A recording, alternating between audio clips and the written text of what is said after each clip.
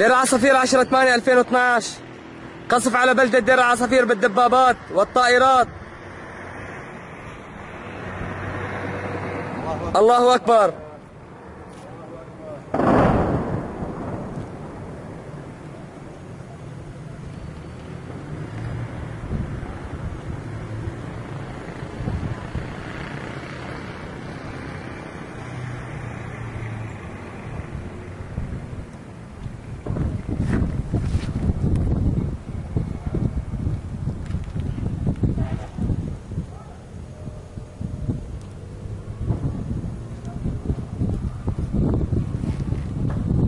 الله أكبر.